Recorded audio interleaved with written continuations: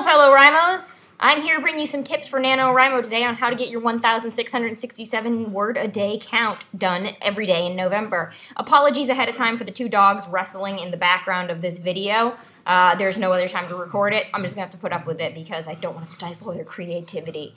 So, I'm bringing you 5 tips to help you find your writing time. Number 1 is daydream. Anytime that you're any place that's not appropriate to write, but it's appropriate to go off into space and think like JD from Scrubs, do so. Because the more that you plan out scenes of how they're going to feel, what the dialogue is going to be like, how they're going to look, the faster it will be when you sit down in front of your computer to write.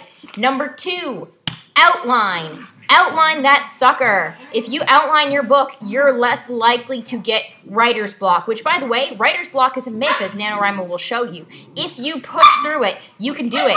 And sometimes, Linus, no. And sometimes the writing is not as bad as you thought. So, outline so that you can always forge ahead. Number 3, schedule. Schedule your writing time. It's going to be really difficult some days when you have school and you have homework and you have your husband, if you're married like me, and dogs, and you have all of these things to do, and you have to eat sometime, apparently.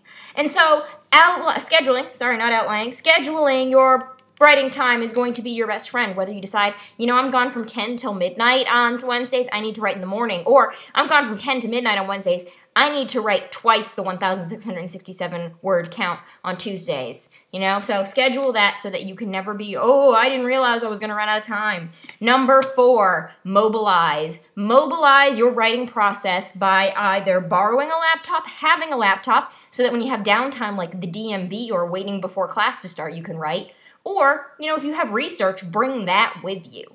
I am writing a steampunk novel. Steampunk's the best way to describe it. It is a Victorian alternate future, but it's got magic in it, so it's not really But anyways, I am bringing my research on 1883 America with me to classes and any place where I might get a moment of downtime because I gotta use that time. I can't waste it, and that will help me write when I'm ready. And number 5 is reward. Reward yourself for writing. If you have to come up with a system like I have a bucket of Ben & Jerry's Chunky Monkey ice cream in the freezer and I get to have a cup of it every time I write 1,667 words, you might get fat by the end of NaNoWriMo, but you will win. So whether you reward yourself with shopping or food or a little alone time with the mister, find a way to reward yourself when you write so that it will be something that is a positive experience that will be easier for you over time.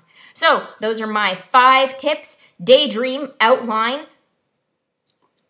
mobilize, can't read it backwards on my camera, schedule, and reward yourself.